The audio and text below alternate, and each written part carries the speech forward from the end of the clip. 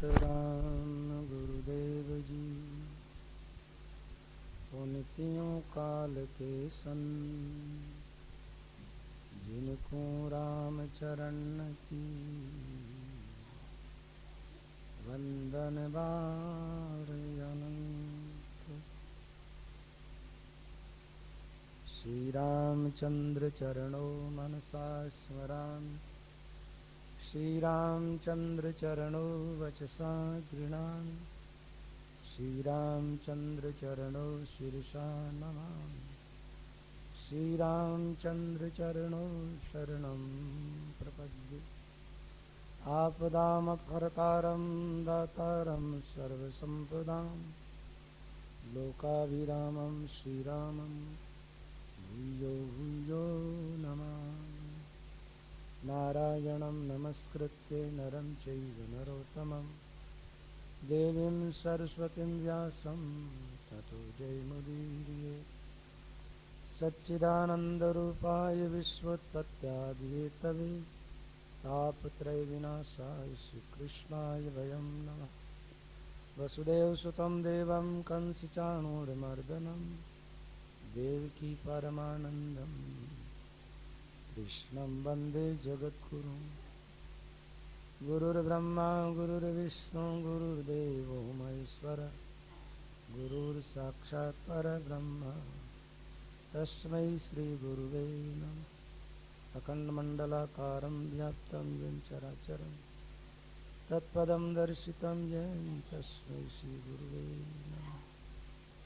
भक्ति भगवंत गुरु चतुर्नाम बपुए, इनके पद वंदन किया ना सत विघ्न राम। इसकी आवाज खोलो तो क्या बात, माइक की आवाज खोलो।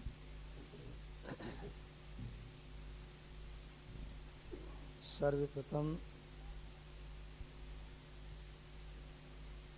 अखिल ब्रह्मांड नायक जगत पिता श्री राम कृपालु के पावन चरण कमलों में प्रणाम प्रस्तुत करते हुए तत्पश्चात परमादरणीय पूज्यपाद भगवत स्वरूप स्वामी जी श्री रामचरण जी महाराज के पावन चरण कमलों में प्रणाम नमस्कार करते हुए राम प्रेमी श्रद्धालु भक्तजनों, श्रद्धा वात्सल्यमय माताओं बहनों, यहाँ पर भक्तमाल का प्रसंग समारंभ किया जा रहा है। श्रवण मनन एवं निध्यासन करने का पुरुषार्थ करेंगे। भगतमाल के अंदर नारद जी का वो प्रसंग चल रहा है जो कृष्णदत्त और उनकी पत्नी को उपदेश किया था। कल के प्रसंग में आप लोगों ने सुना कि कृष्णदत्त हाथी बन गया और जिस राजा के वहां पर वो हाथी रह रहा है वहां आकर के और उसकी पत्नी ने भी जन्म लिया। यहां तक की कथा आप लोगों ने कल सुनी थी। धीरे धीरे वो लड़की बड़ी होती जा रही है। हाथी को भी इस बात का पता है कि ये पहले जन्म की मेरी पत्नी है और उस लड़की को भी ये पता है और कोई इस बात को नहीं जानता। राजा ने विचार किया बेटी बड़ी हो गई है, इसका विवाह करना है। जैसे ही राजा की लड़की का विवाह की बात चली और हाथी को बड़ी तकलीफ हुई। विचार किया ये तो मेरी पत्नी है और अब इसका विवाह किसी और पुरुष के साथ होगा। उसने घास खाना बंद कर दिया, खाना छोड़ दिया। राजा को बड़ी तकलीफ हुई। विचार किया हाथी तो बड़ा कीमती होता था और बड़े बड़े ठिकानों में हाथी होते थे। अरे किसी छोटे मोटे राजाओं के पास हाथी नहीं होते।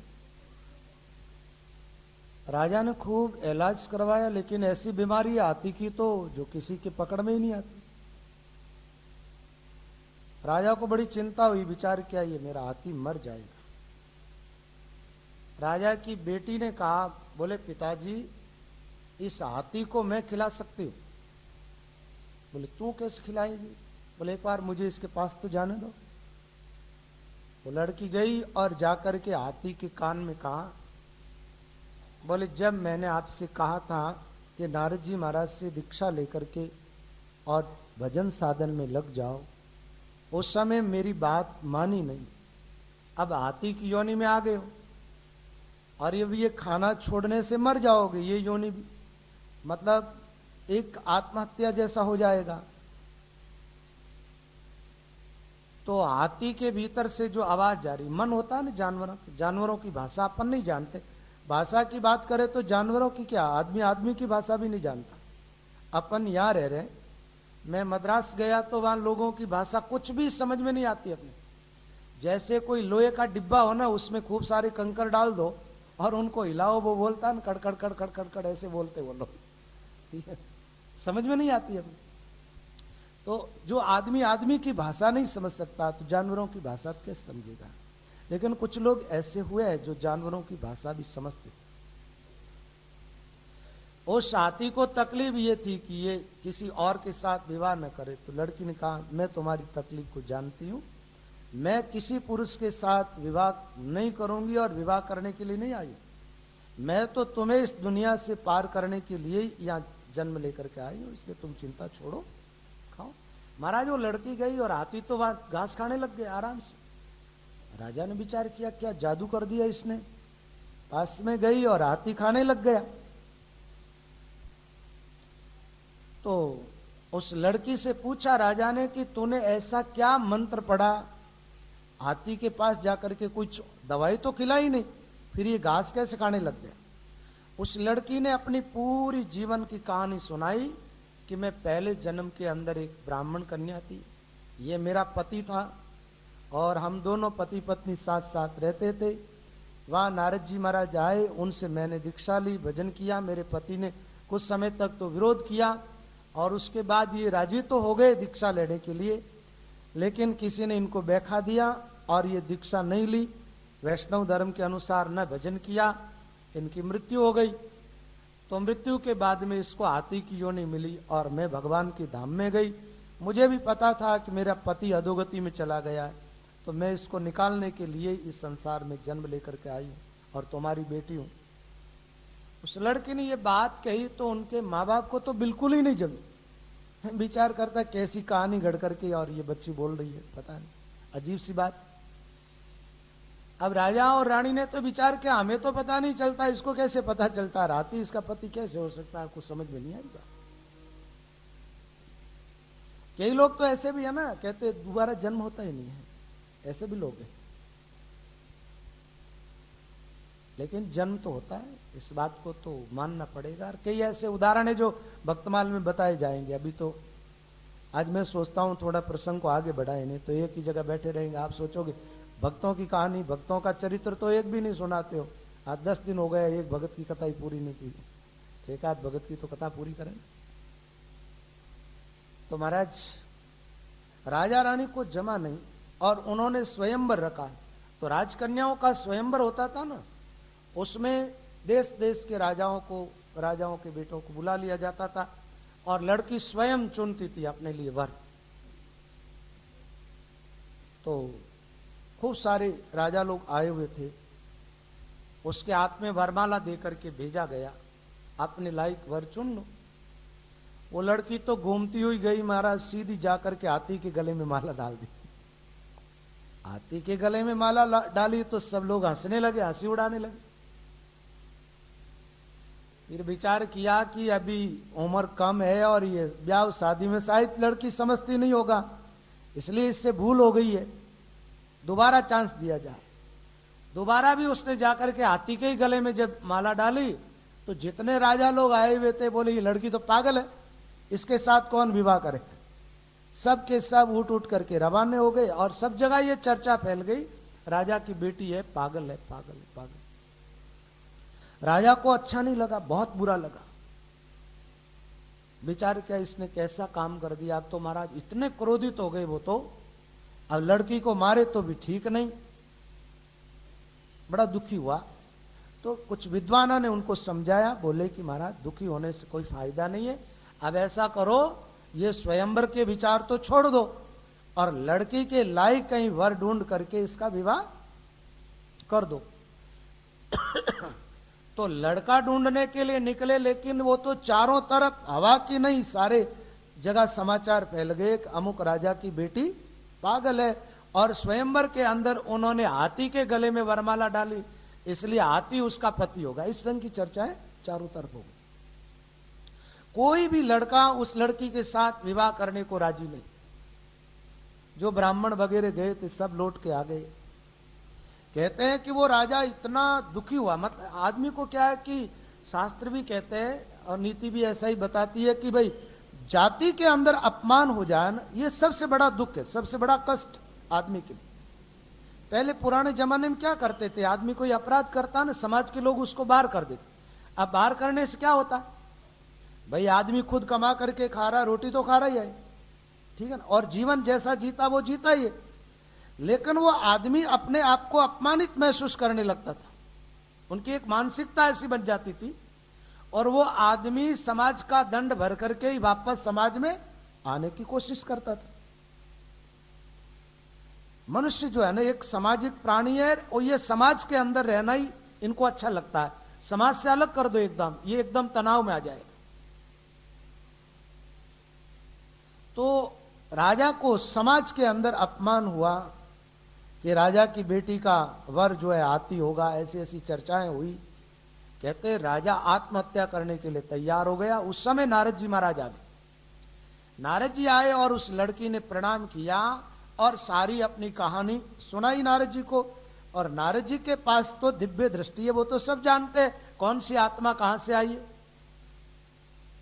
तो नारद जी ने राजा को समझाया, बोले राजन मरना कोई समस्या का समाधान नहीं, और एक बात और है, जीवन में कैसी भी तकलीफ आ जाए, कितनी परेशानी आ जाए, कितना भी कष्ट आ जाए, कितने भी अपमान, कुछ भी हो जाए, लेकिन आदमी को मरने का विचार कभी भी नहीं करना चाहिए। आप जीवित रहोगे तो कुछ जीवन में परिवर्तन भी हो सकता है। आज परेशानी में हो, उस परेशानी से निकल भी सकते हो।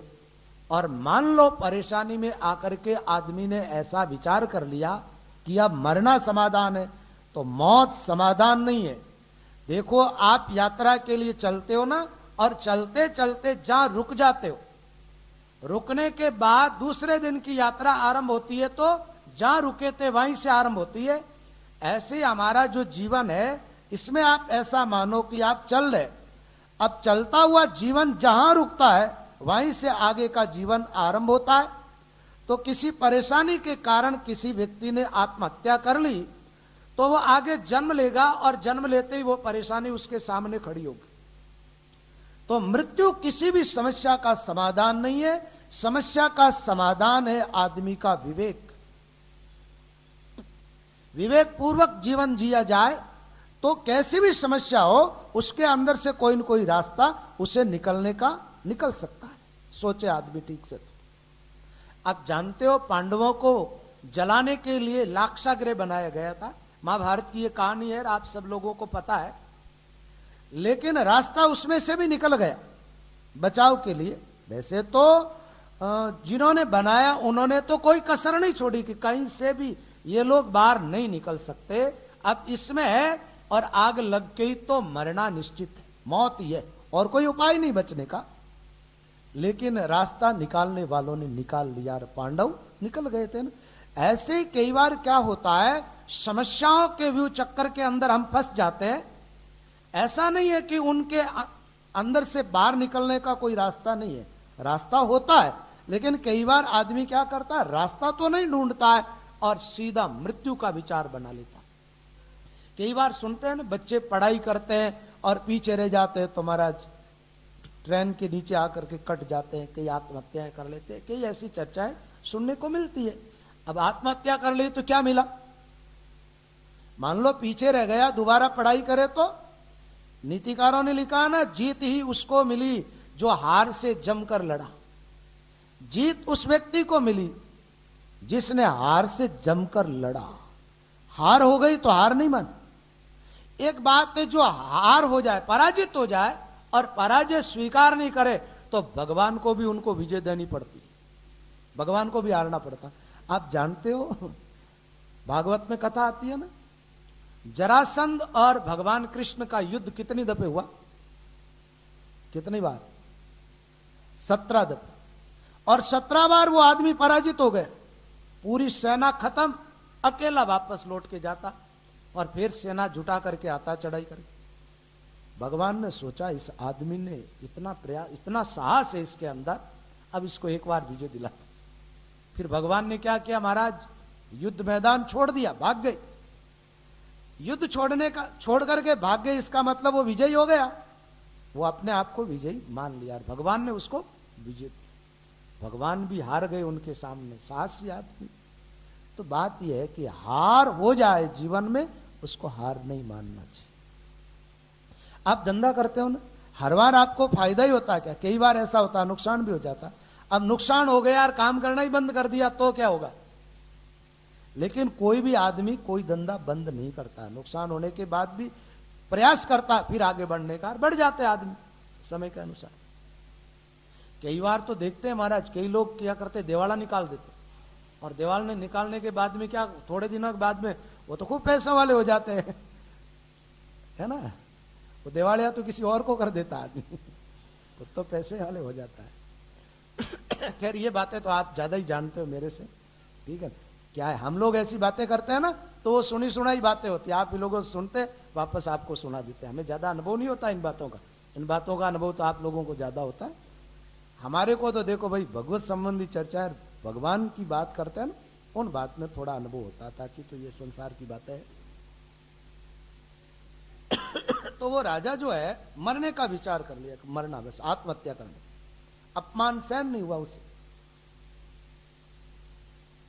नारद जी महाराज पधार गए और नारद जी ने राजा को समझाया, बोले राजन मरना नहीं चाहिए, और दूसरी बात, तुम्हारी जो बेटी कह रही है ना, ये बात बिल्कुल सत्य है।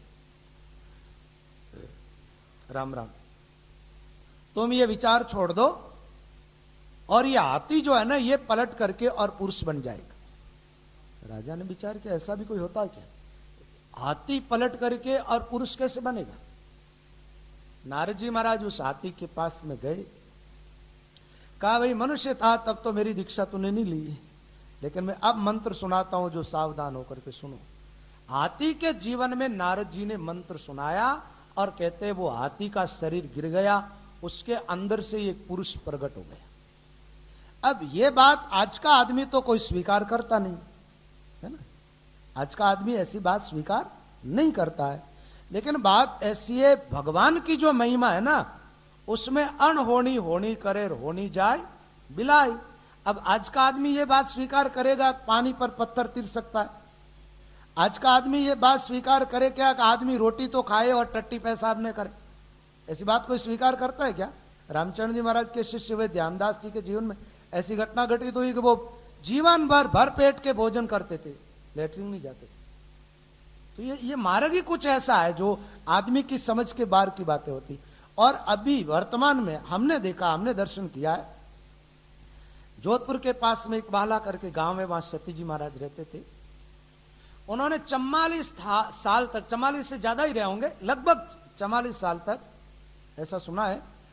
और दर्शन मैंने किए उनके, अपने दर्शन राम जी महाराज के 2 चातुर्मास करवाए उन्होंने। 44 साल तक अन्न का एक कण भी नहीं लिया, पानी की एक बूंद भी नहीं पी, बिना कुछ खाए पिए अपने जैसा हष्टपुष्ट शरीर उनका रहा अंत तक। अब आदमी विचार करता है महाराज, रोटी बिगर आदमी रह जाए, बिगर पानी पी, एक पानी की बूंद भी नहीं, 44 साल तक। तो ऐसी कुछ घटनाएं हैं जो घटित होती है भक्ति मार्ग के अंदर, और आदमी की पहुंच और सोच के बाहर होती है बातें सब, आदमी सोच ही नहीं सकता। एक बात बताओ, कोई आदमी सोच सकता है क्या ये खंबा बोल सके? आदमी कभी नहीं सोच सकता, क्योंकि खंबे के कोई जबान थोड़ी, इसमें कोई अंत्यकण थोड़ा ही, ये बोलेगा कैसे, ये तो जड़ है। लेकिन रामचंद्र जी महाराज के जीवन में कई घटनाएं ऐसी हुई जहां खंबे राम राम बोले थे। एक बात बताओ, आज के वैज्ञानिक आदमी कोई सोचता है कि मरने के बाद जिंदा हो जाए आदमी? हाँ, उस लाश को रख तो सकते हैं ये लोग वर्षों तक, लेकिन उसमें कोई प्राण शक्ति डाले ऐसा कुछ है क्या इनके पास? लेकिन महात्माओं के जीवन में ऐसी कई घटनाएं हुई, मुर्दों को जिंदा किया और भजन में लगा दिया।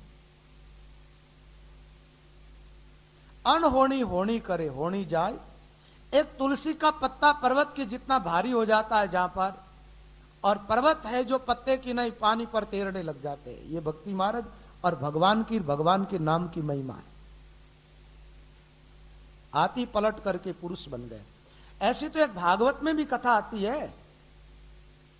एक राजा ने बेटे के लिए अनुष्ठान किया, है ना, और कुछ यज्ञ करने वाले ने मंत्र गलत बोल दिया, तो बेटे की जगह बेटी हो गई।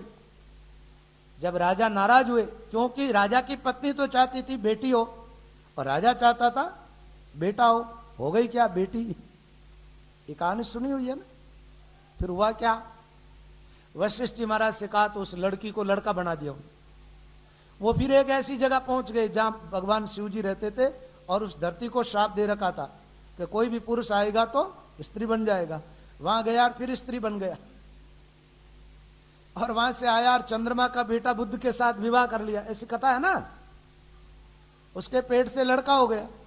फिर आकर के और अपने गुरुदेव से प्रार्थना की। फिर उन्होंने कहा कि अब ऐसा है, उन्होंने वापस शिव जी की उपासना करके और शिव जी को प्रसन्न किया और कहा कि अब ये पूरा पुरुष तो नहीं हो सकता, लेकिन वो 1 महीना तो रहेगा पुरुष और 1 महीना रहेगा स्त्री। तो अब ये ऐसी ऐसी कथाएं हैं जो आज के आदमी के दिमाग में बैठे ना बैठे। मंत्र शक्तियां तो अपना प्रभाव दिखाती है। देखो, साधारण और मलिन मंत्र की एक बात बताऊं, ये तो राम नाम तो महामंत्र है और भगवान की तो अनंत महिमा है। उनके संकल्प से अनंत सृष्टियां उत्पन्न हो जाती है, तो इस सृष्टि में कुछ कोई फेरफार हो जाए तो ये कोई आश्चर्य की बात नहीं। मलिन मंत्र होता है डाइन, डाइन जो होती है, डाइन का नाम तो सुना आप लोग।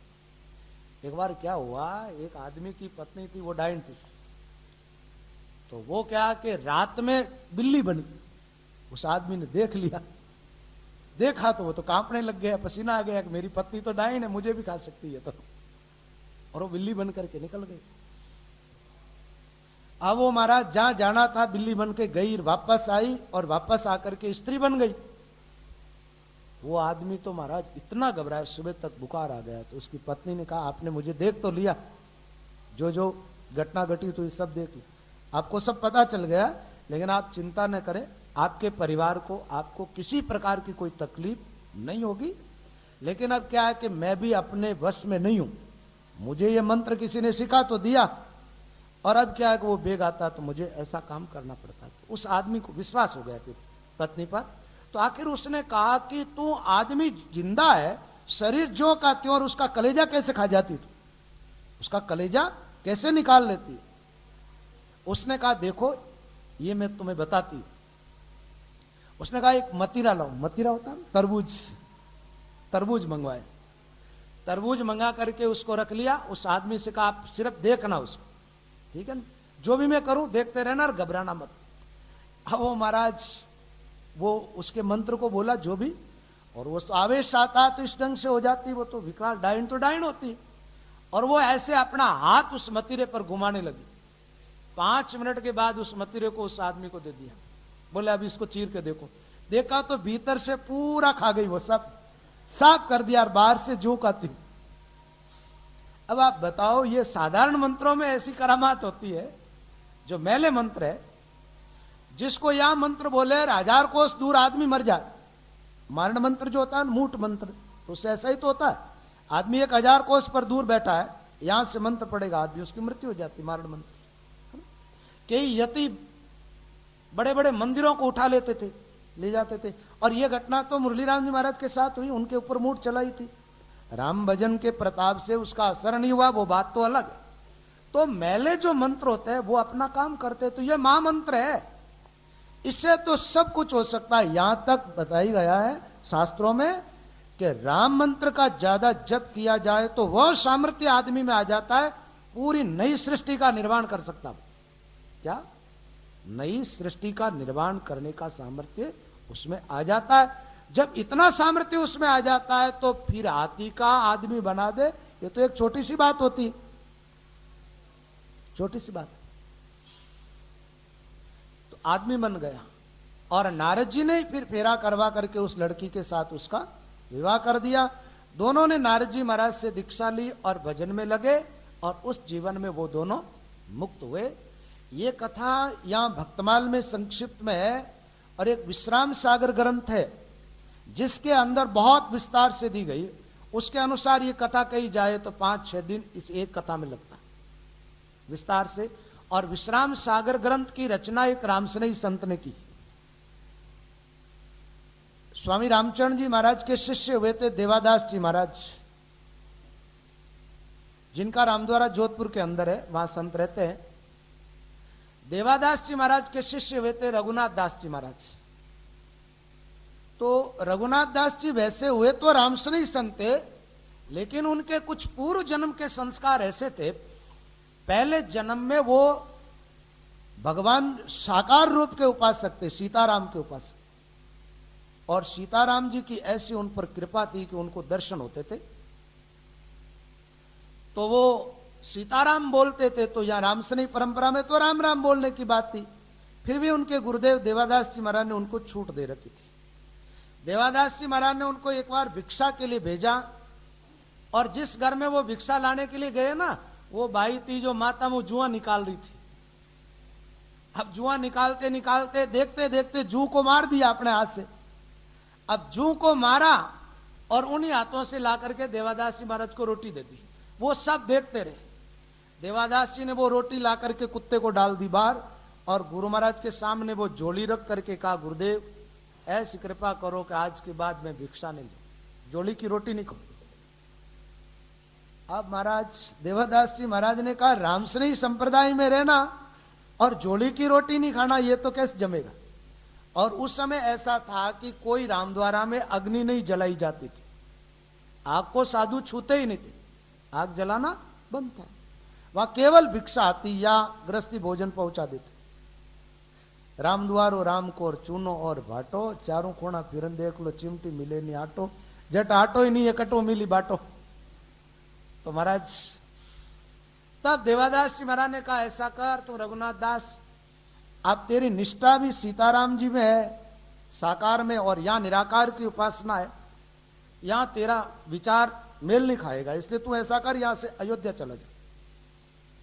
देवादास जी महाराज गुरु महाराज की आज्ञा का पालन किया और वहां से चले गए वहां अयोध्या के अंदर। अयोध्या में जाकर के भजन किया तो भगवान ने प्रकट होकर के उनको दर्शन भी दिए और भगवान की विशेष कृपा हो गई। फिर तो ऐसी कृपा हुई कि महाराज इतने सेवक हो गए, उनके बहुत बड़ा आश्रम बन गया, जो रघुनाथ दास जी की छावनी के नाम से आज भी प्रसिद्ध है, वहां रामसनेही रघुनाथ दास जी के नाम से।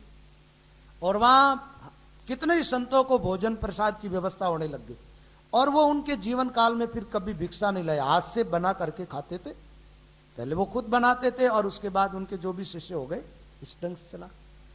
तो उनको जब भगवान के दर्शन हुए, उसके बाद में उनको अनुभव उनके जीवन में प्रकट हुआ, तो ग्रंथ की रचना की, जिस ग्रंथ का नाम है विश्राम सागर। विश्राम सागर ग्रंथ के अंदर बड़े बड़े महापुरुषों की कथाओं भी है। उसमें उन्होंने अपनी तरफ से एक रामायण भी लिखी है, रघुनाथ दास जी की रामायण भी है। जैसे तुलसीकृत रामायण है, वैसे रघुनाथ दास जी की रामायण भी है, और कृष्ण के चरित्र भी लिखे। रामसनेही संप्रदाय का एक ही साधु हुआ ऐसा जिसने साकार की उपासना की, रघुनाथ दास जी ने। तो उनके उस विश्राम सागर ग्रंथ के अंदर ये कथा काफी विस्तार से बताई गई है। अब नारद जी की जो कथाएं हैं, वैसे तो करीब करीब हर भक्तों के जीवन से नारद की कथा संबंध रखती है। पुराणों के अंदर तो नारद जी की बहुत बड़ी महिमा भी है, और पुराणिक कथा में देखा जाए तो चाहे वो राम का चरित्र हो, चाहे कृष्ण का चरित्र हो, हर चरित्र के साथ नारद की कथा जुड़ी हुई। एक बार क्या हुआ, नारद जी महाराज एक जगह बैठ करके भजन में लगे, ऐसी समाधि लगी इनको, ऐसा ध्यान लगा, बरस बीत गए। तो कोई भी ज्यादा भजन साधन करता है ना, तो सबसे पहले देवराज इंद्र को खतरा पैदा होता है। ठीक है? वो सोचता है कि ये इतनी साधना कर रहा है, इतना पुण्य बढ़ जाएगा, तो मुझे ये जगह छोड़नी पड़ेगी और ये यहां आ जाएगा। तो उन्होंने अप्सराओं को और कामदेव को, नारद को उनकी साधना से गिराने के लिए भेजा। वहां पहुंच गई अप्सराएं। कामदेव ने अपनी पूरी ताकत लगा ली वहां पर, क्योंकि अकल बुलाई भीलनी पाछे भागा, सुरपति सुरती चुकाई जाय गौतम घर लागा, देख मचौंद्री रूप काम पारा ऋषि बोयो, छत्रपति का नरपति जार सके ना देव, रामचरण कंद्रप जरे राम भजन गुरु से। इस काम पर विजय प्राप्त करना है तो रामचरण जी महाराज कहते राम जी का भजन और गुरुदेव के चरणों की सेवा की जाए तो आदमी इसे निकल सकता है, नहीं तो इसका भी जाल इस ढंग से फैला रखा इसने महाराज, 3 लोक 14 भवन तक इसकी शक्ति काम करती है। तो नारद जी पर इसका कोई असर नहीं हुआ। अब कामदेव पराजित होकर के वापस देवलोक को चला गया और नारद जी को ऐसा अहंकार हो गया। देखो यही कामदेव जब शिवजी के पास में गया, जब शिवजी को क्रोध आया काम पर और क्रोधित होकर के जला दिया, और ये काम मेरे सामने आया तो मैंने इस पर क्रोध भी नहीं किया और इसकी शक्ति का भी मेरे जीवन पर प्रभाव नहीं पड़ा, इसका अर्थ मेरा जीवन का जो सामर्थ्य है वो तो शिव से भी ज्यादा है। ऐसा ही अहंकार उनके मन में आने लगा। और कई बार जो बुराई अच्छाई का चोला पहन करके आती है ना, उससे बचना मुश्किल हो जाता है। ये नारद के जीवन में जो बुराई आई है वो अच्छाई का चोला पहन करके आई, अपने आप को महान समझने लगा और सबसे पहले कहां पहुंच गए, वो साधना आधना छूट गई सब। अहंकार आता है तो साधना थोड़ी करने देता है, अहंकार तो उच्चाटन करता आदमी का। भजन करते करते भजन साधन छोड़ दिया और शिव जी के पास गए। जैसे कोई आदमी सफल हो जाता है ना तो वो एकदम प्रफुल्लित होता है, हंसता हुआ मुस्कुराता हुआ नारद भगवान शिव के पास में गए तो नारद जी का स्वागत किया और कहा कि नारद जी क्या बात, बहुत खुश नजर आ रहे हो। बोले महाराज समाचार ही कुछ ऐसे है, आज तो भगवान की विशेष कृपा हो गई। अब भगवान को बीच में जबरदस्ती ला रहे, बात तो यह है कि मैंने ऐसी साधना की है, ऐसा तप किया है, ऐसा भजन किया, कामदेव पराजित हो गया मेरे सामने। सारी कहानी अपनी सुनाई नारद जी ने। भगवान शिव ने कहा देखो नारद जी बात ऐसी है, आप जैसे महापुरुषों के सामने काम बिचारा क्या चीज है, वो तो तुच्छ है, लेकिन नारद जी ये काम करना, ये बात भगवान विष्णु को मत बताना आप, ठीक है ना। नारद जी ने विचार किया विष्णु को मत बताना, इसका मतलब क्या है, शिव जी ये सोच रहे हैं कि मैंने तो कामदेव को जलाया, नारद ने जीत लिया, इसका मतलब नारद का मान भगवान के दरबार में शिव जी से ज्यादा हो जाएगा, इसलिए शंकर जी मना कर रहे। होता यह है जब जीवन में कुमत्ती आती है ना महाराज, अच्छी शिक्षा भी दो ना उल्टी लगती है, बुद्धि जब विपरीत हो जाती है ना और अहंकार उत्पन्न होता है तो बुद्धि विपरीत होती है। नारद जी ने शंकर जी को प्रणाम किया, बोले महाराज जयराम जी की मैं तो भगवान के धाम में जा रहा हूं। शंकर जी समझ गए कि ये अहंकार में आ गए और अब इसका पतन हो जाएगा, और मैंने जो बात कही है इसका इन पर कोई असर नहीं हुआ। नारद जी पहुंच गए भगवान के धाम में, भगवान ने नारद जी का आदर सत्कार किया। नारद जी ने कहा महाराज जिस काम को शिव जी ने क्रोधित होकर के जलाया, आपके चरणों का ये दास आपके नाम के प्रताप से उस काम पर विजय प्राप्त करके आया। भगवान ने कहा वाह नारद क्या बात है, तू काम पर विजयी होकर के आया। भगवान बड़े खुश हुए, ऐसे दिखावा किया भगवान ने और नारद जी का हौसला बढ़ाया। नारद जी बड़े खुश है आज बड़ा। भगवान ने कहा नारद अब तुम तो बड़े महापुरुष हो, सिद्ध पुरुष हो, काम बिचारा तुच्छ है, ये तो स्वर्ग में पड़ा रहता, देवताओं को प्रभावित कर सकता है, तेरे जैसे मुनियों पर क्या प्रभाव चलेगा, लेकिन तूने साधना की ये बात तो कहनी पड़ेगी। अब तो महाराज नारद जी का जो अहंकार था ना वो तो बढ़कर के आकाश तक चला गया। वापस लौटे नारद जी वहां से, भगवान के धाम से आ रहे। भगवान ने ऐसी माया रची बीच में महाराज, रास्ते के अंदर इतना खूबसूरत नगर, एक राजा की एक कन्या, जिस कन्या का विवाह करना राजा को, नारद जी उस नगर में पहुंचे। राजा ने प्रणाम नमस्कार किया, नारद जी का आदर सत्कार किया और फिर अपनी कन्या को ला करके प्रणाम करवाया और कहा महाराज इसका हाथ देखो, इसको वर कैसा मिलेगा। नारद जी ने हाथ देखा, उसका हाथ तो ऐसा, बोले इसके साथ जो विवाह करेगा उसका प्रभाव तो भगवान जैसा होगा, दुनिया में कोई उस पर विजय प्राप्त नहीं कर सकता। बहुत सारे गुण उनके अंदर देखा नारद जी ने। नारद जी विचार की छोरी रे साथ मारो ब्याह हो जाओ तो चौको, ठीक है। अब नारद जी सोच रहे कि ब्याह हो जाए वो तो ठीक है, लेकिन अब ब्याह होगा कैसे, ब्याह के लिए तो भाई स्वयंवर होगा और बड़े बड़े सम्राट आएंगे, उसमें तो थोड़ी खूबसूरती चाहिए भाई, लड़की तो चाम को देखती है ना, चमड़ा थोड़ा ठीक दिखना चाहिए। नारद जी ने सोचा मैं तो इतना खूबसूरत नहीं हूं, बाबा जी बना हुआ हूं, और मुझे ये कैसे पसंद करेगी। तो भगवान के भक्त होते हैं ना, वो दौड़ के जाते कहां है। छोटा बच्चा होता है ना, उसको कुछ चाहिए तो सीधा मां के पास जाता, ये चीज दिला दो मुझे। भगवान के पास गया, भगवान से प्रार्थना की, भगवान प्रकट हो गए। बोले नारद क्या बात है। बोले महाराज थोड़ी हमारी मदद कर दो ना। बोले भाई मदद तो करा, लेकिन बात कहीं है। बोले भी राजा री चोरी है, मेरा हाथ में ऐसी रेखा महाराज के जो उनके साथ विवाह करेगा वो तो ईश्वर के समान प्रभावशाली होगा और उसका ऐश्वर्य अखंड होगा। बहुत सारे गुणों का वर्णन किया। तो महाराज मैं आपका भगत हूं, आप थोड़ी मारी मदद करो तो मारो जी ब्याह हो जावे, बिछोरी रे साथ तू कहन रे वेला। भगवान के नारद बहुत बढ़िया बात है, तू बता क्या मदद करो तेरी। बोले आप तो एक काम करो, आपका स्वरूप जो है ना मुझे दे दो, आपका हरि रूप मुझे दे दो। अब हरि रूप का मतलब तो क्या होता है, हरि नाम तो भगवान विष्णु का तो है ही, हरि नाम शेर का भी, हरि नाम बंदर का भी है, ठीक है। तो भगवान ने कहा तू हरि रूप चाहता, मैंने दिया तेरे को, जा तो तू, ठीक है। नारद जी बड़े फूल गए महाराज, विचार का व्यवहार तो मेरे साथ ही होना है, क्योंकि भगवान से ज्यादा खूबसूरत नहीं है और भगवान का रूप मुझे मिल गया। लेकिन नारद जी को यह पता नहीं है कि भगवान के तो अनेक रूप है, अब कौन सा रूप मिला है। वहां स्वयंवर के अंदर जाकर के और नारद जी राजाओं के बीच में बैठ गए, तो सब लोग हंसी करने लगे। वहां शिव जी के दो गण आए हुए थे, वो भी मजाक कर रहे, देखो बांदरो है जो कोई ब्याह करना है जो। और आपको पता है बंदर दो तरह के होता है ना, दो तरह के, एक लाल मुंह का बंदर होता है, एक काला मुंह का बंदर होता है, दो मुंह के होते। नारद जी का मुंह कैसा हुआ था पता आप? भगवान ने नारद जी का मुंह कैसा बनाया था? काला मुंह का बंदर बनाया था। कोई साधु होकर के विवाह करेगा तो मुंह कैसा होगा बताओ, कैसा होगा भाई? तो भगवान ने काले मुंह का बंदर बना दिया नारद जी को। ये सारी भगवान की माया थी, नारद के अहंकार को तोड़ना था। अब महाराज हुआ क्या, वो जब राजा की लड़की आई, सबकी तरफ देखती, नारद जी की तरफ झांका ही नहीं। नारद जी ने विचार किया वरमाला तो मेरे ही गले में आने वाली, लड़की सामने से निकल गई तो नारद जी ने सोचा शायद इसकी नजर नहीं पड़ी होगा, वहां से उठ करके आगे जाके बैठ गए। बड़े उतावले हो रहे, फिर भी उसने तो देखा ही नहीं। और इधर क्या हुआ, भगवान नारायण, वो लड़की और कोई नहीं थी, वो तो ईश्वर की माया थी। ईश्वर ही वहां पर आए, भगवान विष्णु, और उनके गले में जयमाला डाल दी, उनके साथ विवाह हो गया। नारद जी देखते ही रह गए, ये क्या हो गया। इतने भगवान शिव जी के गणन का तोड़ मुंडो तो देख लो तानो, ठीक है ना, सानी शक्ल कैडी है।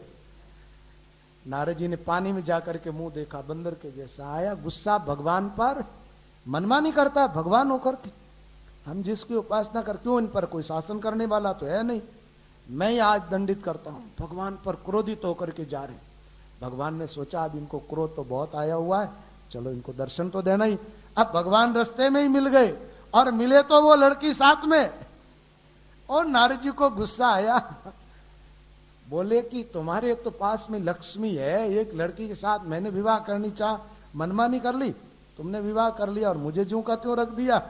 नारद जी ने कहा कि स्त्री के लिए मैं व्याकुल हुआ हूं ना, मैं शाप देता हूं, तुम पत्नी के लिए रोगे और तुम्हारी पत्नी को चोर ले जाएगा। पता नहीं क्या क्या बक गई वहां। भगवान ने सारा शाप स्वीकार कर लिया और अपनी माया के प्रभाव को उनके चित्त से हटाया। नारद जी होश में आए, चरणों में गिर गए, महाराज ये क्या हो गया, मैंने क्या बोल दिया। बोले नारद कुछ नहीं हुआ है, तू मेरा बहुत प्यारा भक्त है ना, तो जैसे मां बच्चे की रक्षा करती है ऐसे मैं अपने प्यारे भक्तों की रक्षा करता हूं। तेरे जीवन में जो अहंकार आ गया था ना, उस अहंकार को तोड़ने के लिए ये लीला मैंने रची।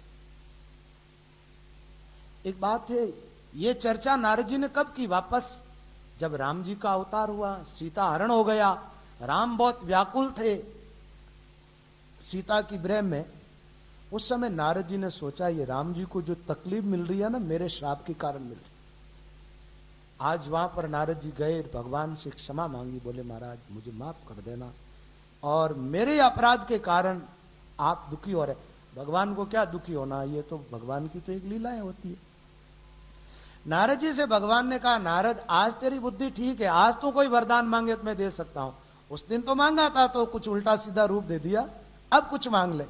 तो उस दिन भी नारद जी ने मांगा है भगवान से, बोले प्रभु अब तो मैं ये मांगने चाहता हूं कि आगे कलयुग आ रहा है और कलयुग के अंदर जीवों का उद्धार कैसे होगा, तो मैं आपसे एक बात मांगता हूं कि जितने आपके मंत्र है ना, जितने भगवान के नाम, उन सारे मंत्रों की शक्ति को समेट करके आप इस राम नाम में स्थापित कर दो। सब नामों से ये नाम श्रेष्ठ हो जाए कलयुग के जीवों के दोष और पाप मिटाने के। राम सकल नाम मन ते अधिका, हो नात यग खगगन बधिका। बोले प्रभु ये नाम सब नामा में श्रेष्ठ हो और पाप रूपी पक्षियों का वध करने में ये वधिक के समान, पाप मिटाने। राम नाम सब नामा में श्रेष्ठ इन अर्थों में कि पाप मिटाने की शक्ति जो राम नाम के अंदर है और कोई नाम में नहीं। मान लो जीवन में जान अनजान में कोई पाप हो गया ना, तो प्रायश्चित करना है तो आपको ज्यादा से ज्यादा राम नाम का जप कर लो, प्रायश्चित हो जाएगा, और कोई उपाय ढूंढने की जरूरत नहीं है। इस प्रकार नारद जी की बहुत सारी मीठी, कुछ कथाएं मीठी है कुछ खट्टी है, ऐसी नारद जी के जीवन की कई कथाएं हैं। अब भक्तमाल के अंदर थोड़ा सा प्रसंग को आगे बढ़ाते हैं। नारद जी के साथ दूसरा नाम भगवान शिव का लिया। ये जब से सृष्टि उत्पन्न हुई है ना, वहीं से भक्तों के नाम भक्तमाल में आरंभ हुए। सबसे पहले ब्रह्मा जी की उत्पत्ति हुई तो ब्रह्मा का नाम आ गया, और ब्रह्मा जी के साथ नारद जी का नाम लिया गया, विधि नारद शंकर सनकादिक। तो तीसरा नाम भगवान शिव का आया। शिव जी की बड़ी भारी महिमा है भक्तमाल के अंदर। और वैसे देखा जाए वैष्णव संप्रदाय के अंदर भगवान शिव की बहुत महिमा। वैष्णवों में सबसे पहला वैष्णव भगवान शिव को माना, भगवान शिव को। जिस प्रकार नदियों के अंदर गंगा जी श्रेष्ठ है और पुराणों के अंदर भागवत सर्वश्रेष्ठ है, ऐसे ही वैष्णवों के अंदर भगवान शिव का स्थान है। शिव जी सर्वश्रेष्ठ है। इसलिए स्वामी रामचरण जी महाराज ने अपने वाणी में भी जहां जहां भगवान नाम की महिमा करी, वहां पर शिव जी को याद किया। आप देखें नाम प्रताप ग्रंथ में सबसे पहले जो भक्तों का नाम लिया जाता है वो भी एक तरीके की भक्तमाल है। जिन जिन भक्तों ने नाम सुमिरन किया उन सब भक्तों का नाम प्रताप के अंदर नाम है। तो सबसे पहला नाम किसका है? शिव जी निस दिन राम उचारे, राम बिना दू जो नहीं धारे, पार्वती को नाम सुनायो, राम बिना सब झूठ बतायो। शिव जी निस दिन राम उचारे, राम बिना दूजो नहीं धारे। राम चरण शिव धर्म को जानत नहीं कोई, शिव सुमरे ताको भजे सो शिव धर्मी होय। शिव सुमरे राम को एक अखंडित धार, राम चरण सोई किया गौरा को उपकार। गौरा को परमोदता इंड लियो उपदेश, जड़ पलट चेतन भयो सो शिव धर्म विशेष। शिव धर्म, जैसे आप राम से नहीं हो तो आपका धर्म क्या है? राम। शिव जी का धर्म क्या है? राम। देखो राम से नहीं, रामचरण जी महाराज को अपने आचार्य मानते, तो आचार्य तो रामचरण जी महाराज को मानते, लेकिन रामचरण जी महाराज को राम मान करके रामचरण जी के नाम की माला नहीं पहनते। माला किसके नाम की जपते हैं? राम के नाम की। ऐसे ही महात्मा लोग कहते हैं शिव उपासक। शिव जी को मानने वालों को चाहिए शिव का आराध्य जो है राम, उस राम के नाम का जप करने से शिव जी की बहुत जल्दी कृपा होती है।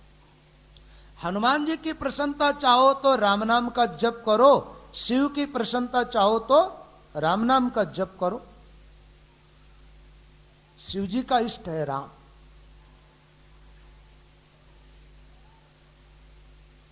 नाम प्रभाव जान शिवनी को, काल कूट फल दीन अमी को।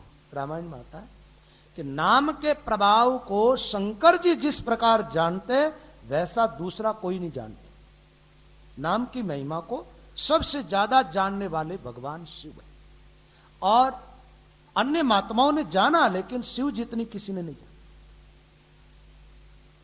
और नाम में निष्ठा भी जितनी भगवान शिव की है उतनी अन्य लोगों की नहीं। नाम जब जितना भगवान शिव ने किया इतना और किसी ने नहीं किया। बीते संबत शेष 87 तजी समाधि शंभु अविनाश। वो तो एक बार की समाधि की बात, एक बार ध्यान में बैठे नाम का जप करने।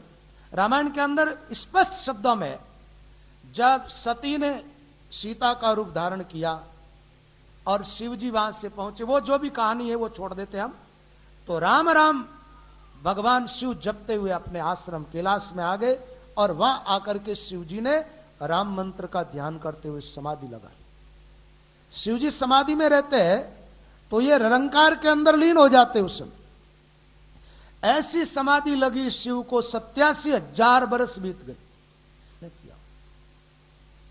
बहुत प्रियता है भगवान शिव की राम मंत्र के प्रति। एक बार क्या हुआ, एक गांव में से कुछ लोग मुर्दे को लेकर के जा रहे थे और सब लोग बोल रहे राम राम सत्य है और सत्य से मुक्त है। एक बात है, कई लोग कहते हैं ना राम से नहीं है, राम राम नाम के जप नहीं करते। ये फालतू की बातें लोग करते हैं ताकि देखा जाए किसी मंत्र का कोई जप करे, मरने के बाद क्या बोलता है। आदमी मरेगा, शमशान में लेके जाएगा, तो किस मंत्र का जप करेगा? राम मंत्र का ही जप करना पड़ता। मरने के बाद राम राम करेंगे लोग, तो पहले जीते जी करना चालू कर दो ना, जो जीवन सुधर जाए। सब लोग राम राम बोलते बोलते जा रहे। शंकर जी ने सोचा ये मंडली ठीक है ना, सब नाम जप कर रहे, चलो अपन भी साथ हो जाते। भगवान शिव भी साथ में हो गए, नाम जप करने। राम राम बोलते बोलते जा रहे। मुर्दे को ले जा करके शमशान में जला दिया। अब जलाने के बाद वापस लौटे तो कोई आदमी राम राम नहीं कर रहा। शिव जी ने कहा ये क्या भला है, तुम सब आए थे जब तो राम नाम बोलते आए, राम नाम सत्य है, राम नाम सत्य है, ऐसे बोलते आए, और अब जाते हो तो बोले महाराज इस मुर्दे करामात है, इसको जलाने के लिए आए ना। तो ये सामने था तो सब लोगों को बैराग था कि राम नाम सत्य है। अब ये भूल चुके इसको जलाने के बाद, मौत को भूल के अपने घर की तरफ जा रहे हैं। महात्मा तो कहते हैं ना, दो बातन मत भूलिए जो चाहे कल्याण, नारायण एक मौत को, दूजे श्री भगवान। मौत याद रहेगी तो भगवान तो अपने आप याद होंगे। शिव जी ने सोचा इस मुर्दे की करामात है, ये सबको राम राम बुला रहा था, उसके जलाने के बाद उसके शरीर की राख अपने अंग पर लगा ली शंकर जी। मुर्दों की राख इसलिए शिव जी लगाते हैं कि मुर्दों को जलाने के लिए जो भी आता वो राम राम बोलता बोलता आता। राम नाम के प्रति बड़ी निष्ठा है शंकर जी की। पार्वती जी की निष्ठा उतनी नहीं है। एक बार का प्रसंग आता है, भगवान शिव अपने आश्रम पर आए। शिव जी को भोजन करना था, भोजन तो तैयार था, तो पार्वती जी से कहा देवी आ जाओ, बैठ जाओ, भोजन करते हैं। भोजन परिवार के साथ बैठ करके करना चाहिए ना। पार्वती जी ने भगवान शिव को मना कर दिया, बोल महाराज मेरे तो अभी पाठ बाकी है, पाठ करना बाकी है, पाठ पूरा हो जाए फिर भोजन करूंगी, आप कर लो। बोले देवी कौन सा पाठ बाकी है? बोले विष्णु सहस्त्र नाम का। पार्वती जी विष्णु सहस्त्र नाम का पाठ रोज करती थी, डेली नेम से, और पाठ करना चाहिए। पाठ करने से एक बात है, विष्णु सहस्त्र नाम की ये करामात है कि जो विष्णु सहस्त्र नाम का पाठ करता है उसको जमराज की शकल कभी देखनी नहीं पड़ती, जमराज के दूतों की शकल। विष्णु सहस्त्र नाम में भगवान की महिमा है, लेकिन वो जितने सहस्त्र नाम है ना, उन सब नामों की शक्ति अकेले राम नाम में। इसलिए वहां शिव जी ने क्या कहा पार्वती जी से, बोले देवी एक बार तुम राम शब्द उच्चारण करो, तुम्हारे जो सहस्त्र नाम का पाठ करने से फल मिलता है ना, वो अकेले राम नाम से मिल जाएगा, और मेरे पास बैठ करके मेरे साथ भोजन कर लो। जो भगवान शिव ने पार्वती जी को उपदेश में श्लोक सुनाया था वो पद्म पुराण में है, और वो श्लोक पद्म पुराण में भी है, और वो श्लोक राम रक्षा स्तोत्र के अंदर भी है। जो राम रक्षा स्तोत्र का पाठ करते हैं उन लोगों को याद भी होगा, राम रामेति रामेति रमे रामे मनोरमे सहस्त्र नाम तत्तुल्यम राम नाम वरानने। भगवान शिव कहते हैं जो सारे विश्व में रमण करता है उसका नाम है राम, और इस एक राम नाम का उच्चारण करो अपनी जबान से, सहस्त्र नाम तत्तुल्यम राम नाम वरानने। ये अकेला नाम विष्णु सहस्त्र नाम के बराबर है। तुम एक बार राम कह करके आ जाओ, भोजन करो। पार्वती जी ने शिव जी की बात मानी, राम का और विष्णु सहस्त्र नाम के पाठ का फल उनको प्राप्त हुआ। ऐसी एक बार घटना घटित हुई महाभारत के युद्ध के अंदर। महाभारत का युद्ध चल रहा था, दोनों तरफ से सेनाएं आमने सामने आ गई। उस दिन अर्जुन कुछ लेट हो गया था और विष्णु सहस्त्र नाम का पाठ करने बैठा, तो भगवान कृष्ण ने कहा, क्या करते हो अर्जुन, युद्ध की तैयारी करो। बोले महाराज मेरा पाठ पूरा नहीं हो जाता जब तक मैं कोई काम नहीं कर सकता। और जो भी वैष्णव धर्म को मानने वाले रामसनी भाई बहन है, वो भी क्या करते, सुबह सुबह अपना पाठ तो नहाने धोने के बाद पूरा करते ही है, उसके बाद घर का काम भोजन आदि सब बाद में। अब जो नेम का पालन ही नहीं करते उनकी तो बात ही अलग है भाई। बाकी तो बात तो यही है कि चाय दूध नाश्ता कुछ भी ले, पहले पाठ कर लिया करो। अर्जुन से भगवान कृष्ण ने कहा, बोले अर्जुन एक गुप्त बात बताऊं तेरे को, तू सबको मत बताना। ऐसा कर, अब बैरी तुम्हारे ऊपर आ गया है और तुम इतना टाइम लगाओ, विष्णु सहस्त्र नाम के पाठ में घंटे भर लग जाएगा तेरे को, और इतनी देर तक तुम बैठे रहोगे जब तक तो वो विजयी हो जाएंगे। तो तुम एक काम करो, एक बार राम शब्द उच्चारण करो और अपना काम चालू कर दो, पाठ का फल मिल जाएगा। सहस्त्र नाम लेसी कदे अर्जुन पढ़ियो काम, बैरी आया ऊपरे एक बार के राम। एक बार के राम सहस्त्र नामा के जोड़े, गुप्त कहो थने सुनकर करजे तू मत छोड़े। मारे तो यो ही ध्यान है अंतर आठों याम, सहस्त्र नाम लेसी कदे अर्जुन पढ़ियो काम। भगवान कृष्ण ने अर्जुन को ये बात बताई और कहा मैं भी ध्यान करता हूं निराकार राम का, राम नाम को मैं भी जपता हूं। देखो राम नाम का जप सीता जी करती, राम नाम का जप हनुमान जी करते, राम नाम का जप लक्ष्मण करता है। और वो निराकार राम की बात है जो भक्तमाल के अंदर प्रसंगबंद आगे बात आएगी जब मैं बता दूंगा आपको।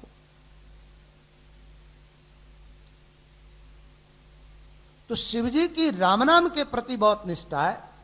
भागवत का वो प्रसंग आता है, देवताओं ने और असुरों ने मिलकर के और समुद्र का मंथन किया था। और समुद्र मंथन तो किया था अमृत प्राप्त करने के लिए, लेकिन आप जानते हैं अमृत तो निकला नहीं, और सबसे पहले क्या निकल गया, जहर। एक बात है, वहां तो देवताओं ने समुद्र का मंथन किया, और वैसे आप साधना में लगते हो ना, उस समय भी अमृत थोड़ा बाद में मिलता है। पहले तो प्रतिकूलताएं मिलती है, प्रतिकूलताएं विष है और क्या। मीरा को कृष्ण बाद में मिला, पहले जहर पीने को मिला। रामचंद्र जी महाराज को राम जी बाद में परमात्मा का साक्षात्कार हुआ, पहले लोगों ने जहर खिलाया उनको भी। ऐसी कई कहानियां हैं। और कई बार आप ज्यादा भजन में लगते हो और लोग ताना सुनाते हैं, भगत की पहुंचड़ी काम के टाइम राम राम करने बैठ गई, ऐसी कोई बातें सुनाया ना, घबराना नहीं। भगत की पहुंचड़ी तो कह रहे और किसी की पहुंचड़ी तो नहीं बना रहे ना। तो प्रतिकूलताएं जीवन में आती है। तो अमृत बाद में, पहले विष निकला। अब क्या करे उस जहर का, समुद्र में तो मिला नहीं सकते और कोई पचा नहीं सकता, और ऐसे जमीन पर डाल देते हैं ना, पूरी जमीन जहरीली हो जाती, सब औषधियां जो है उनमें जहर हो जाता।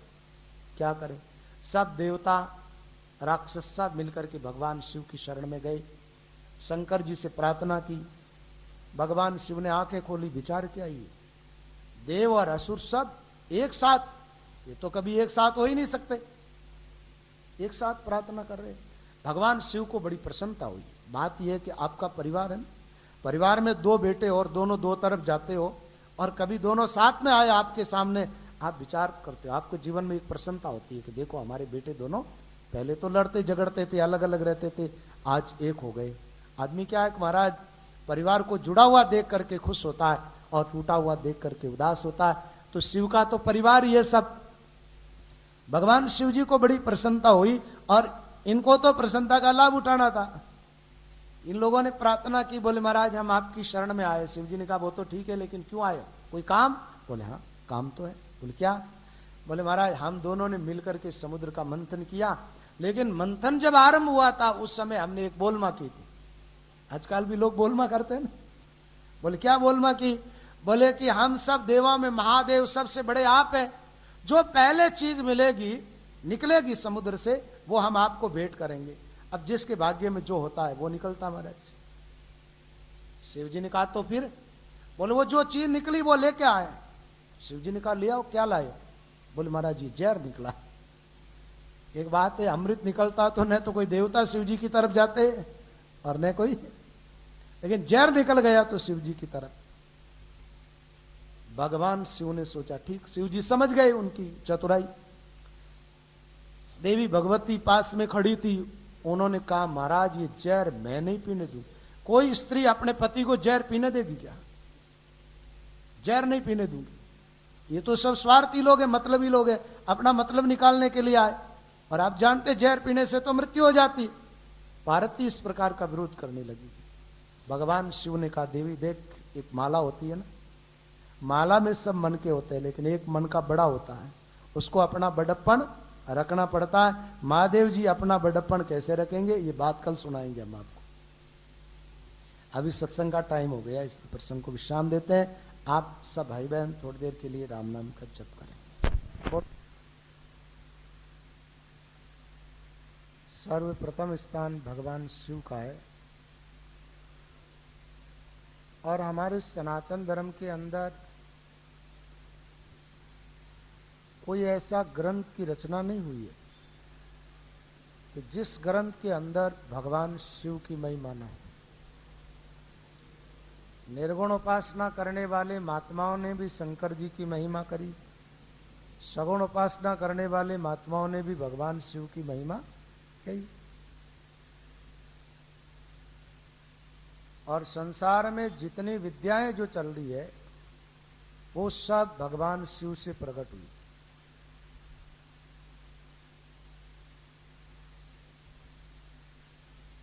योग, वेदांत, भक्ति मार्ग, ये सब भगवान शिव ने इनको प्रकट किया। रामसनेही धर्म के अंदर भगवान शिव की महिमा है, और वो इस ढंग से की है कि राम उपासना करने वालों में भी सर्वप्रथम स्थान शिव जी का है।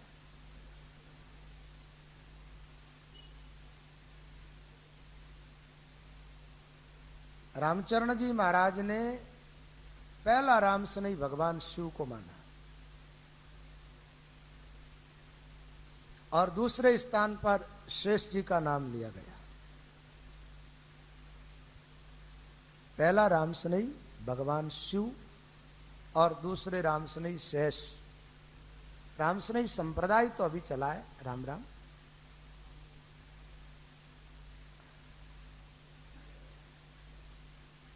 अब भगवान शिव को देखा जाए तो शिव निर्गुण निराकार की उपासना भी करते हैं और सगुण साकार का भी सम्मान करते हैं।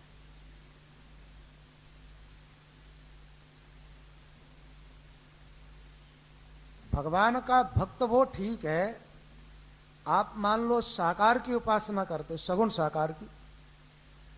सगुण साकार की उपासना करने वाले निर्गुण निराकार का सम्मान करते हैं और निर्गुण निराकार का खंडन नहीं करते, जब तो सगुण की उपासना ठीक